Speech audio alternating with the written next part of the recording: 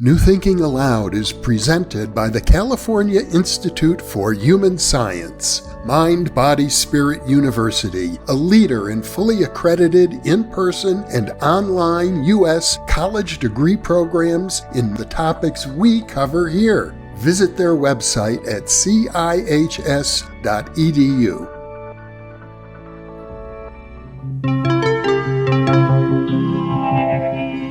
Thinking Aloud. Conversations on the leading edge of knowledge and discovery with psychologist Jeffrey Mishlove.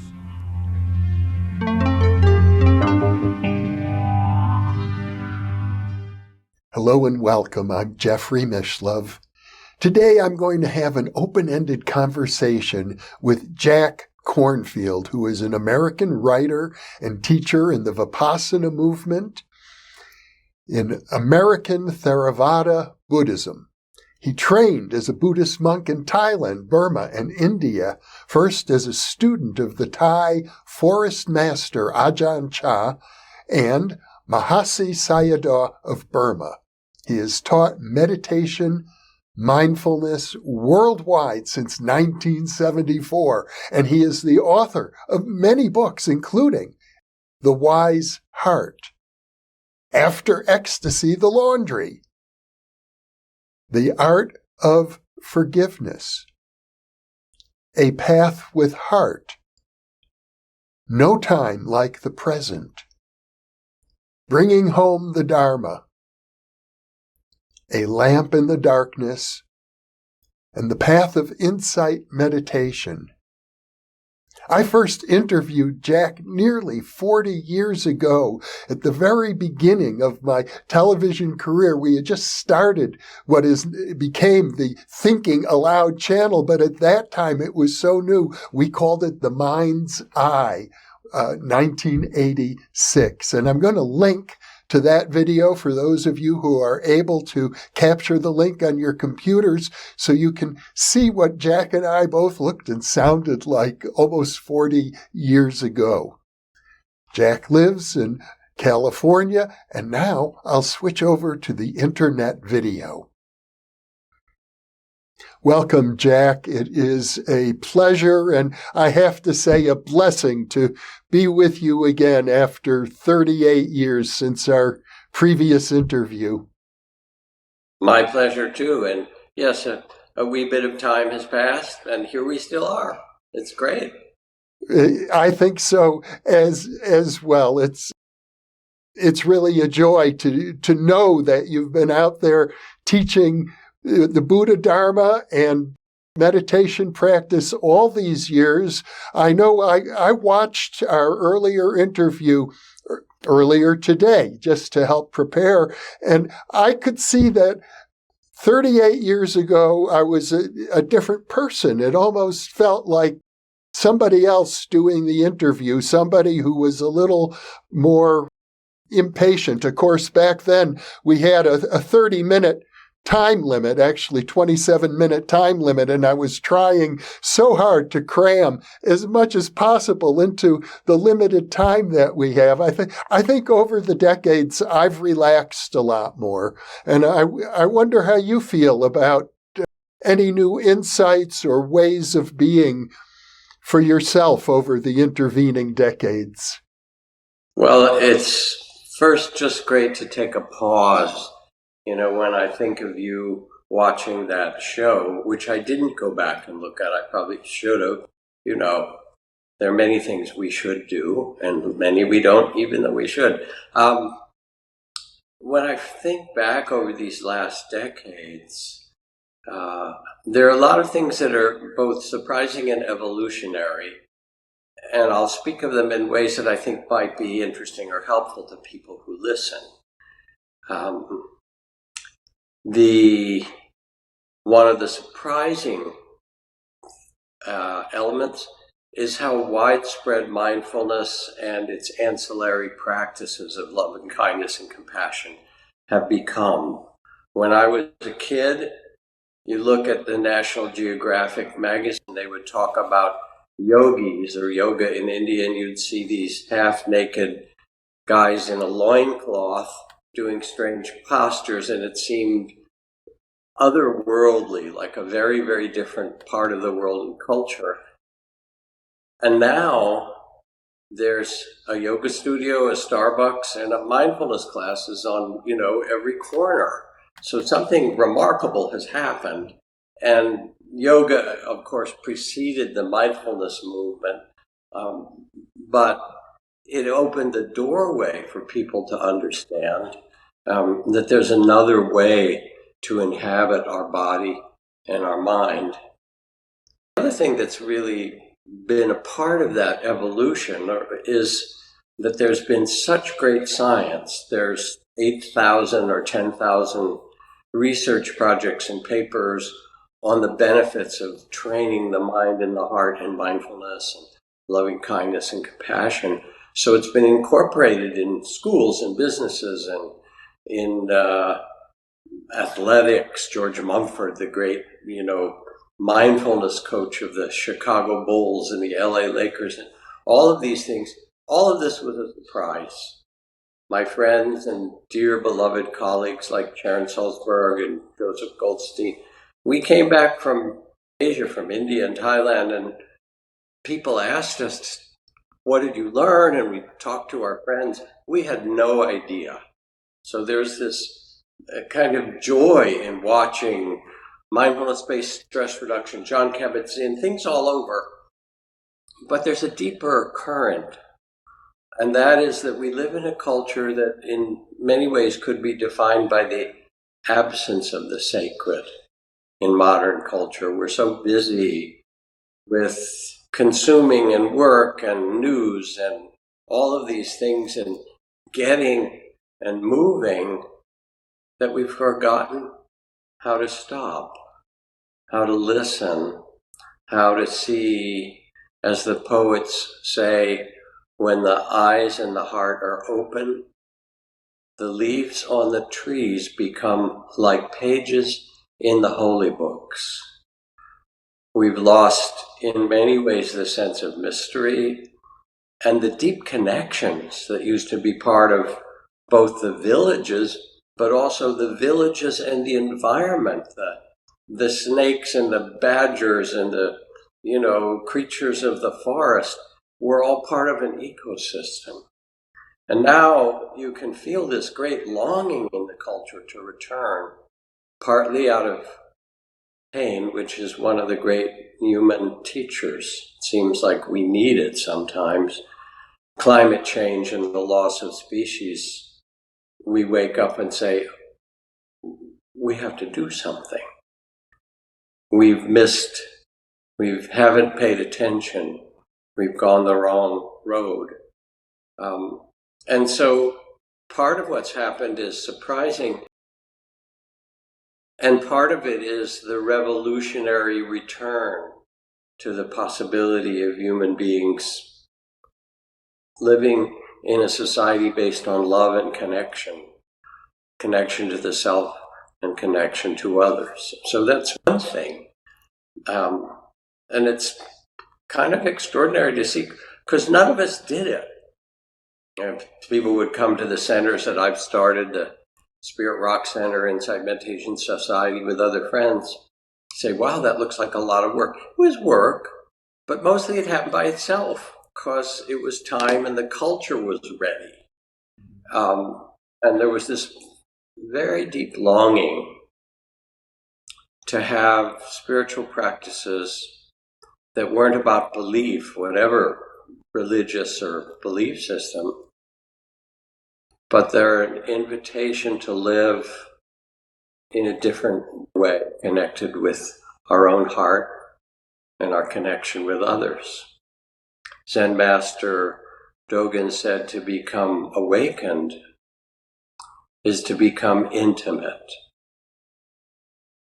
with the breath and one's own mysterious body, intimate with all of the field of life, because that's all I could describe it, an energetic field of life that we're part of. And of course, all the forms in it. So that's a beginning of an answer to what you put out. I've also changed the way I teach, and that's a whole other talk about. But well, let's go into that a little bit. I know the world has changed, of course, since we spoke, but I imagine that teaching mindfulness for so many decades can't but help deepen the work that you do.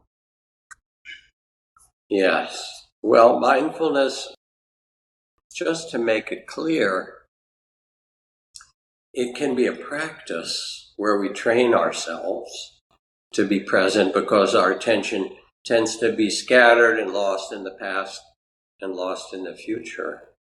And mindfulness is an invitation, as Ram put it, to be here now, to live in the reality of the present, to see the eyes of the person across from you, to feel the mystery of your own breath, to taste and savor the food, or to feel the immense suffering, the ocean of tears of humanity, and the unbearable beauty of the world together. Mindfulness is, in that sense, a kind of opening of heart-mind.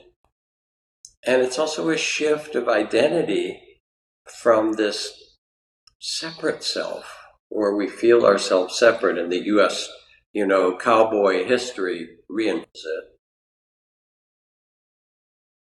To experience, even just now as we talk, that this is a field of consciousness, that the flapping of my tongue and lips and the vibration of the air to the speaker and the little electrons that flow through our devices and the radio waves and all the things that make this possible, and the little drum in your ear that's beating and giving you rhythms that you make this mystery of language come into images. Nobody understands this. Honestly, I can say pink elephant and you see it. And how can that be? Because it's consciousness speaking to itself. So mindfulness brings us into the present. And then what's the line from Mary Oliver where she says, I was a bride married to amazement. So it opens us to a kind of mystery way beyond that sense of our separate self. Because we're not this kind of skin encapsulated being. That's just a vehicle. We have parking spots. I'm happy to be in a desk with a parking spot for this physical body. But who I am in Africa, said Archbishop Tutu, when somebody asked you are, at least in South Africa, he said, we always answer in the plural. That's because if you say, how are you? If I'm fine, but my grandmother is sick, I would say, we are not so well. The answer is always that we are part of something much larger. And part of what mindfulness does, it brings us here and it opens the eyes and the heart. I was invited to teach at the first White House Buddhist leadership gathering, which was under Barack Obama. 120 wonderful leaders from around the country, many of them from the immigrant temples and communities of the Cambodian or Tibetan or Sri Lankan or Japanese and so forth, and many also from the Western convert community, Spirit Rock or San Francisco Zen Center or whatever. And everybody talked about what they were doing. Most had beautiful bodhisattva projects, bodhisattva, the being that serves the world from the great heart of love. Soup kitchens, helping refugees, all these great things. And I was about the last speaker, kind of summarizing what happened. And I reflected and said, there are many beautiful teachings that we've inherited from our ancestors about wise society. Plato talked about the elements of a wise society, and Confucius and the Chinese sages did, and the Iroquois nation. It's part of all these cultures. And the Buddhist tradition speaks about wise society where people treat each other with respect, everyone, where the weak and vulnerable, the children, the women, and so forth, are cared for, protected, where the environment is included in the care and respect. These kind of elements, where there's honesty and integrity is valued. I said, so I can recite these from so many places. What our Buddhist tradition has to offer is the practices that allow us to learn and deepen and embody these, so that they're not just a philosophical ideal, but how do you practice compassion when you've been wronged? How do you practice forgiveness when you're at the hands of others? Not you, who I'm talking about, but me. But you know it's all of us. How do you practice loving kindness in a world where there's hatred? And how do you practice it in a way that you can carry a heart that's both steady and strong to stand up for what's right, and at the same time joyful and peaceful? And this is the awakened heart that's possible for you as a human being. And the gift of these teachings is, here's how you do it. Here's a practice of forgiveness.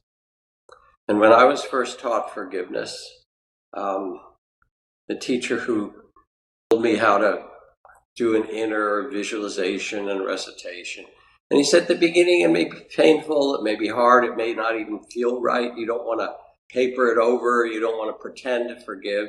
Maybe you just have to grieve or suffer or feel your rage. But in time, here's the practice. And he said, give it a try. I said, well, how much is a try? And he said, how about twice a day for the next 6 months? 10 minutes. And I thought, wait, 6 months, twice a day. He wants me to do it 300 times. And I thought, this is actually how we change. It's one of the ways we change, is by having an invitation of a practice to be present, and then you do it. I did it for 10 minutes and I feel, I'm never going to forgive that person. And I just hold that with compassion. And 3 weeks later, I'd still feel that, but not as much. I go, they did what they did because of their suffering. And it's actually not so personal. It's not about me. Maybe it's about their suffering or the world around them. And to have practices, very simple but powerful ones, the mind and heart can be opened and trained. And it's a beautiful thing. Now, in my years of teaching, the emphasis has also changed. I spent the first years, after being in a really strict monastic training and doing 18 hours a day of silent meditation, or living in an ascetic forest monastery with one meal a day for a long time through the cold season and the hot season, and very intense sitting up all night, kind of teach a more warrior-like way in the West. Sit through everything, don't move, be mindful if you feel like you're swept away by sadness or fear or anger, just name it, bow to it, and sit there and say anger, fear, and become that mindful witness of it all. But I learned that people judge themselves in this culture a great deal, and it really tears at the heart. So many people come in, and the suffering we carry because of the harsh critic. I mean, no one would put you on the bench in a civilized country as a judge. You'd have to go, work for Idi Amin in the worst period of his reign. Say, yeah, that's the kind of judge I want. So what does it mean to open your heart and be present with love to this mysterious and difficult and fabulous human life. We were sitting with the Dalai Lama in this famous conversation a couple of decades or more ago, and asked him about self-hatred. And he kind of startled and looked back and went back and forth with his translator. What is this self-hatred? There's not a word for it in Tibet. And finally it got explained to him. And he looked up and he said, but this is a mistake. And then he asked how many of these, 30 of us who were teachers in the room with him had experienced it, and almost every hand went up. He said, tell me, explain, we live in a culture where we've internalized the judgment of how we should look and how we should feel and how we appear and what success looks like. And so in a way that at times can be denigrating, even punishing. And then you think of a child doing that to themselves, because almost that's what it almost feels like. And so what we learned very quickly is that mindfulness misunderstood could be used as a kind of assessment. Oh, there's the anger, and there's the fear, and there's the self-judgment, and so forth, as if you were trying to turn it into a new grim duty. I go to the gym and work out, and I have a trainer, and I'm on a diet, and now I'm going to practice mindfulness and make it better, which is full of judgment. And so instead it became more and more for all of us the practice of mindful, loving awareness. And that's Ram Dass's beautiful language of putting these things together, that to actually be present is an act of love for one another, for a child, an elder, a garden, a country, an ocean, a species. To be present is an act of love. And that's what the world invites you and me and us to embody, to remember, to be. So now I've been reflecting for quite a while, Jeffrey. What do you think? Oh, there's so much in what you said, and naturally I have many, many thoughts. I remember from our conversation 38 years ago, we just at the end touched briefly on the field which has been my professional interest all these years of psychic functioning and parapsychology. And you mentioned in passing that there are Buddhist teachings for developing psychic abilities. We didn't linger on that topic.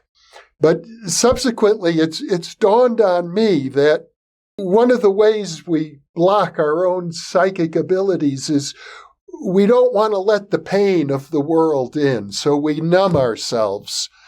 And I've always thought that the best way to open up to a wider, higher awareness, or even remote viewing, other forms of psychic intelligence, is to be more compassionate, to let the pain of the world in.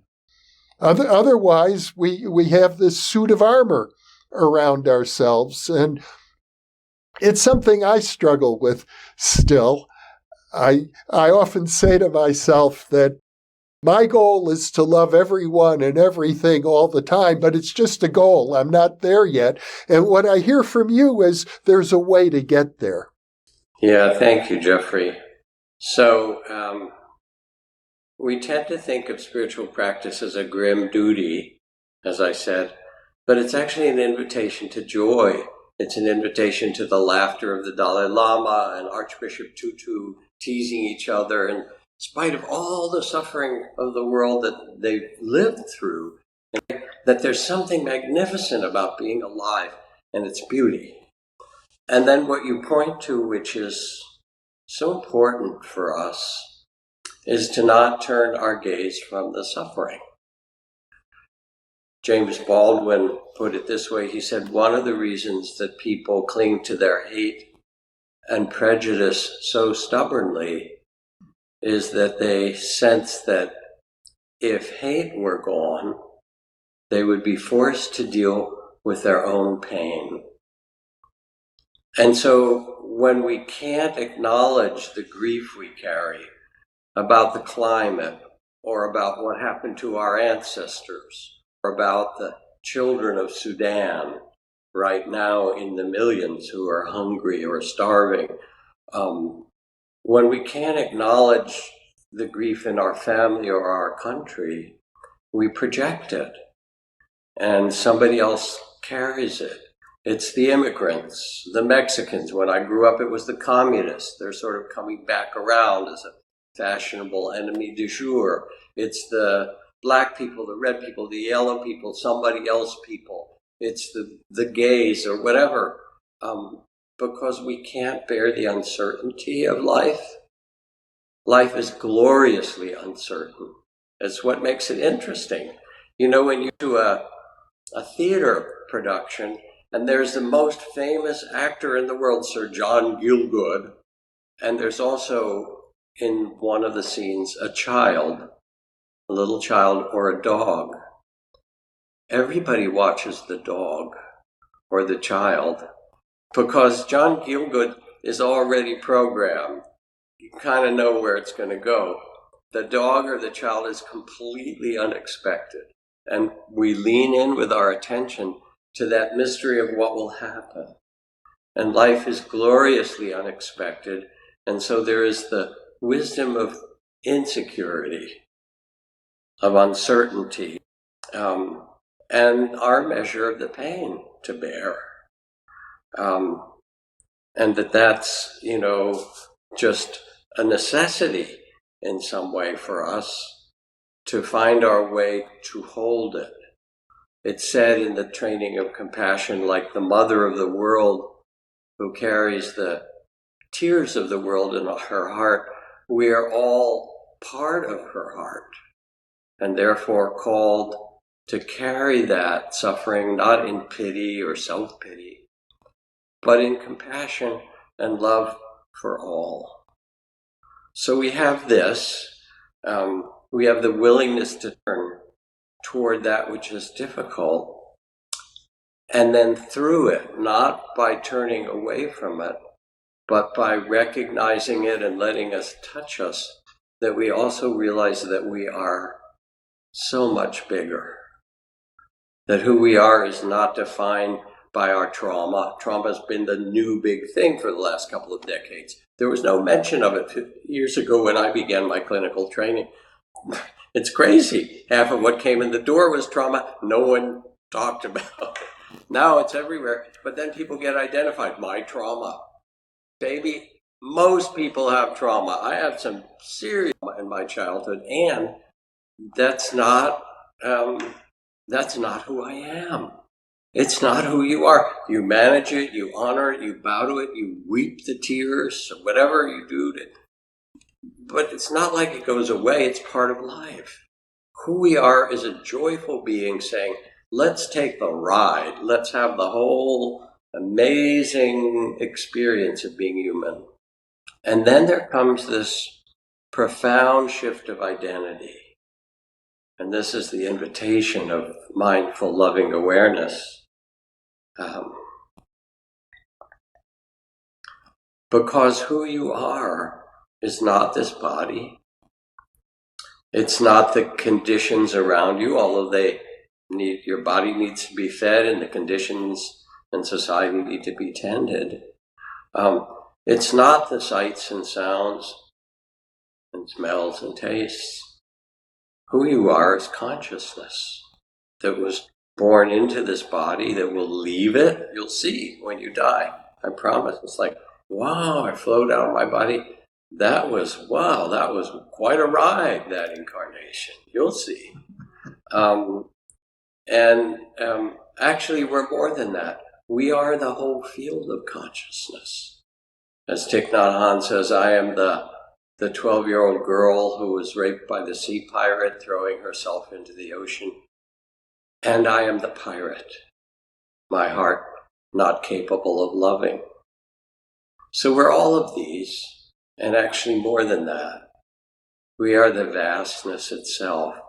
And this isn't a philosophy, nothing you have to read or study or believe. It's an experience to be known, a deep meditative experience, a psychedelic experience, wherever you find, walking in the high mountains, making love, sitting at the birth of a child, or at the bedside of someone when that mysterious moment happens. And there's this living person, and then spirit leaves the body silently like a falling star. And there's a lifeless sack of flesh, but you know it's not that person. So there's this mystery all the time. Now, I did some teaching years ago for one of the great Berkeley schools of training for psychics, Jeffrey, since you like this kind of stuff. And the woman who ran it said to me, you know, almost all my best psychics had terrible childhood. And I said, say more. She said, they needed to know when the car pulled in the drive, was mom or dad drunk or on a rage before they even entered the house. So the channels that all children have of intuition and sensitivity and capacity, because we are consciousness, they didn't get shut down. And actually, we all have these capacities.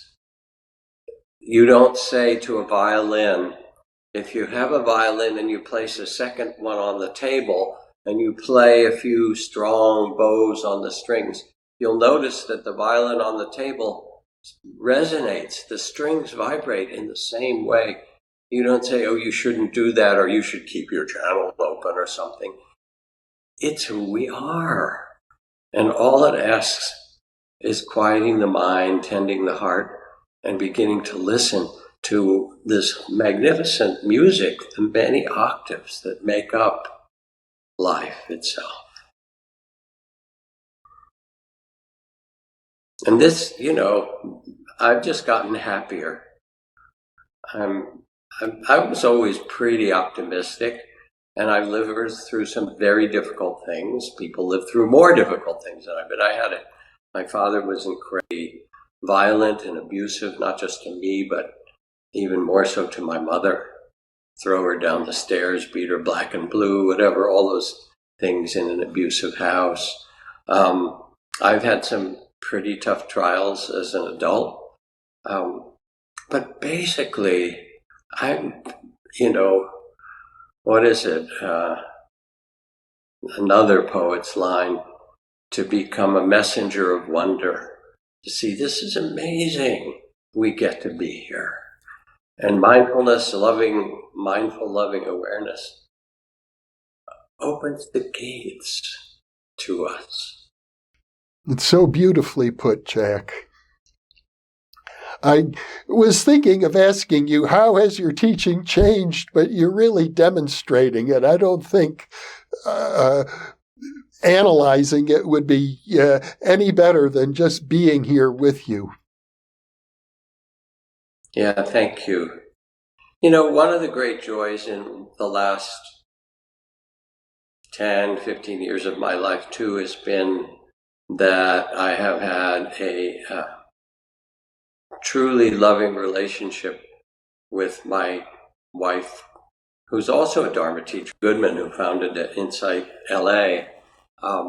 She's really my beloved, and she's taught me so much. You know, when you're fortunate to be with people who carry, we'll say, kindred spirits. I learned so much from Sharon Salzberg. She was like my metta goddess, right? My loving kind. And she had it from the beginning, and I was like this sort of warrior, tight-ass young man trying to prove himself. It's, you know, the young men who look around and say, anything dangerous to do around here, right? And she would just smile with such a big heart. how about anything big to love around here?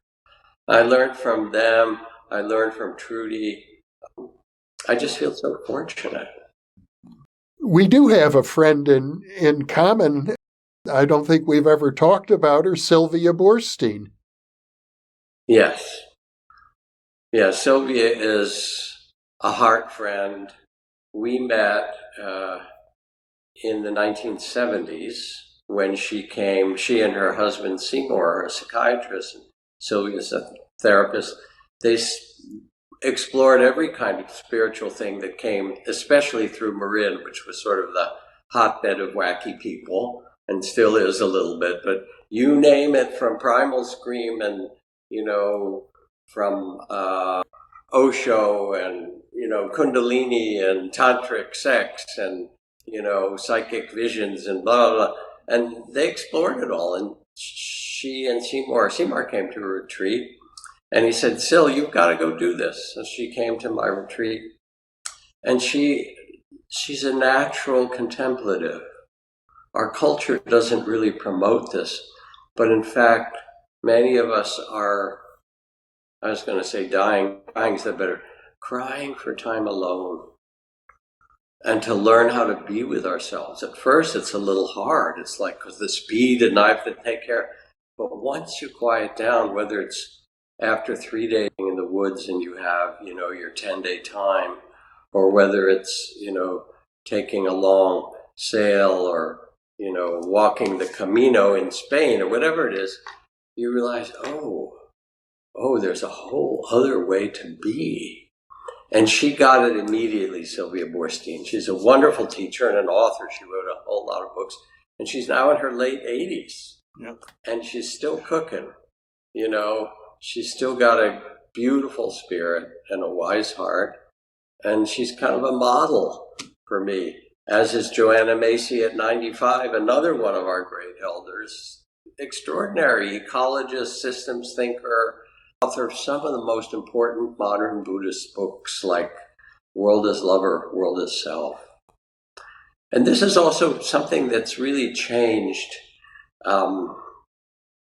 over these decades. The movement of engaged Buddhism has grown, in which care for the environment, care for the vulnerable in the society, the things that were there in that Buddhist text that I described, became more and more important to all of us who are part of these meditative communities. And there was a sort of strange thing that happened when the generation of Pema Chodron and Sharon Salzberg and others went to India, Sultan Malioni, myself, or Southeast Asia to practice. Almost all of us had taken psychedelics. And we had these wow experiences and then realized, as Ramdas did, okay, they don't last. Show me how I can live them, right? Or we had our own deep inclination toward mystical experience. And when we went, it's almost colonialist in its nature. We wanted, where's the deepest, highest, most enlightened? I'm going to go to Japan. I want to find the toughest, highest, best Zen master where I can get enlightened. Good luck. But anyway, we did that, and so we found places where the intense practice was. You sat, and you didn't move, and you had all these visions, but we didn't notice that they were held in this gorgeous web of fruit and flower and heart and music. They were held by community, by ritual, by chanting, by study, by the interweave of the lay people and the monastics, by devotion, and that the meditation part, we were kind of blinkered and looking, was like one little part of a whole ecosystem of awakening. I remember thinking about this because I had the good fortune to study with Don Jose Rios, or Matsuo, who was the greatest Huichol Indian shaman of the last generation. And I went to study with him when he was 103 and 104. He died at 107. And our American approach was to say, oh, peyote, cool, visions. Let's see, how about if we take it to the lab and distill it? Can we get the essence of the peyote, but can we get, it's like getting the psilocybin out of the mushroom and the, out of the peyote, whatever. And now we can take that and get high and we'll all be happy ever after and see everything. And people didn't realize that the peyote ceremonies that were led by Don Jose took 3 months. And the first month, a group of people would pilgrimage from the high Huichol Sierras down to the desert floor, a couple of thousand feet below, chanting part of the way and doing visions and prayers, and pick the peyote buttons as if it was a ballet of poetry and beauty and attention and care, so that it all was a sacred act, and then carry it back. Meanwhile, people in the village were weaving these amazing garments for those who were going to take the peyote, and were cooking a deer that they had specially killed to make as a sacrifice to make this special meal. And so by the time you got back and sat in the circle and the rattles and you'd been practicing in a web of sacred activity for a very long time. And we learned all that. And so now it's come back, fortunately. And it's come back in a way that we desperately need, because we don't need just the spirituality of, having some profound experiences. They're wonderful. But we need the spirituality where that profound consciousness is actually seen everywhere.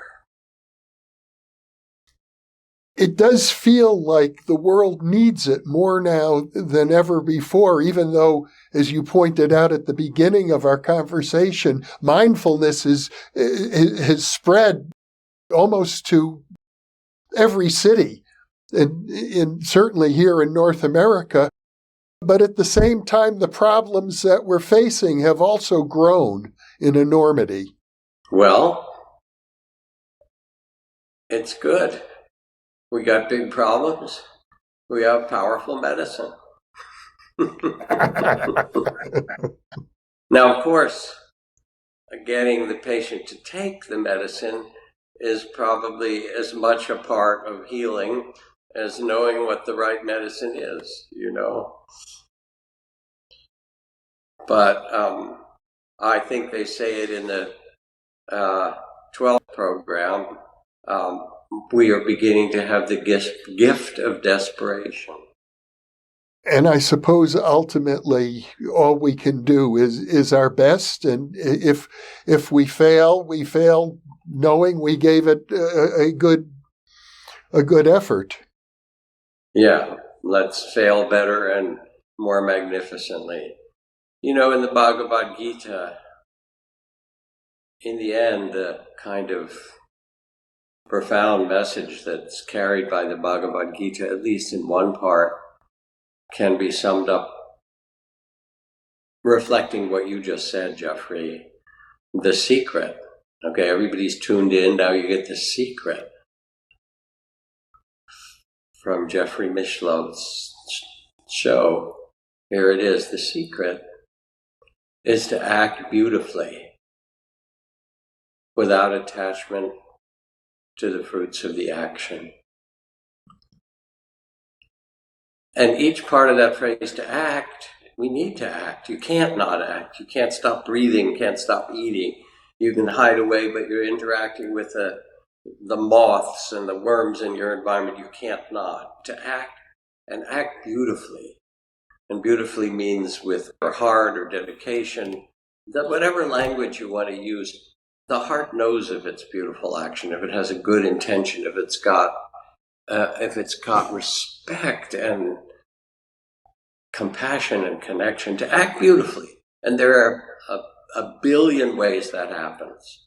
And it's not some grandstanding. I mean, even in the course of this show, there have been 1 billion acts of parents putting tacos and rice porridge and pasta and yams out for their children to have breakfast and caring for them with so much love. That's the action. And then without attachment to the outcome, you don't know what your children will become. You feed them, you love them, you teach them, and then they become who they become. And Thomas Merton, in writing to a somewhat burned out activist, said that the most important thing, he said, to concentrate on is not how your actions will turn out, but to get quiet and act from the place of your deepest, best intentions, and let the rest of it come from the truth and the care and the benevolence of the action itself. And the rest is not given to you to decide. So we in the world, in some way, we're partly the creators, which is fantastic, but we're the accompaniment to creation in another way. And we can add something. We become what sometimes is called the make-weight. If you would go into an old-time market, you want to buy some rice or some, fruit or something, there are these beautiful brass balance scales. And on one side is the fruit or the food, and the other side they put these weights on, a half a kilogram or something. But to get it balanced, they have a set of weights. There's the big 1K and the half a K, and it's close. And then there's this tiny set of weights, and the last one gets put on, and then, the scale balances and it goes down a little bit this way, and now you have the fruit, fully the fruit that reflects what you've asked for. And those little ones are called make-weights. And maybe we're the make-weights in the system. Maybe your smile to that person who's having a tough day is the moment that changes how they treat their child when they get home and who that child becomes when they grow up. Every little make-weight adds to this collaboration with the universe unfolding. Once again, beautifully put. It does sometimes feel like we are so small in the face of the enormity of the issues around us. So it's good to know that every smile or gesture, or from my point of view, every interview can make a difference. Well, it is enormous, and the challenges and the suffering is enormous in all these ways. And the heart is big enough. The great heart of compassion can hold all of that and more, because it's who you really are in the end. You are the consciousness itself, which holds it all. You are the loving awareness that's going, wow, I get to manifest in this weird incarnation. You're weird, you are, because I am, and we are. I get to do this, and what an extraordinary thing. What an extraordinary thing. And so, yes, it's not a mistake. It's part of the birth and death have to come together. Light and dark, night and day, sweet and sour, joy and sorrow. We live in the realm of opposites, and you couldn't have a world of form without up and down. You couldn't have a planet with life without light and dark. it's how the universe manifests itself. Consciousness says, let me play, let me divide. Instead of being everything, let me see what everything could be. And you are that. And so it's not a mistake. Somebody asked Ramakrishna, the great Indian saint, why, Ramakrishna, is there evil in the world? And he closed his eyes, got deep, and said, to thicken the plot. You see, when you go to the movies, if you could go to see the happy songs, and beautiful sunsets, and no particular drama, just joy, happiness all the time, how many times would you go to the movies? But we like the plot. We like, the Westerns, and we like the murder mysteries, and we love the horror movies, or we like the documentaries and the ones who are going to succeed and triumph over things. And that's part of the game of life, to triumph. And when you know that the heart is big enough, your heart, you can breathe and relax and say, all right, let's make a go of this. Jack Kornfield, what a joy to be with you again after 38 years. Jeffrey, I thank you for inviting me. I'm glad you're still, still cooking, still kicking. Yeah. May it continue, and may you continue, and blessings to you, and especially to everybody who's listening. We share all this care for our troubled and beautiful world, and for one another, and just to be able to express it itself is a gift. So thank you. Thank you, Jack, from the bottom of my heart. And if you ever would like to spend more time with me, you're always welcome. Oh, and I hope we can do it again without waiting another 38 years. Thank you.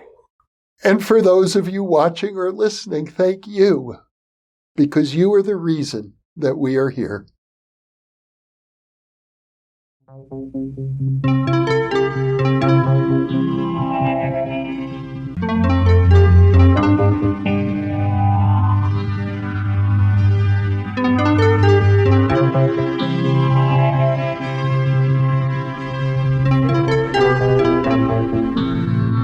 Book 3 in the new Thinking Aloud dialogue series is UFOs and UAP, Are We Really Alone? Now available on Amazon. You can now download a PDF copy or order a beautiful printed copy of issue 6 of the new Thinking Aloud magazine.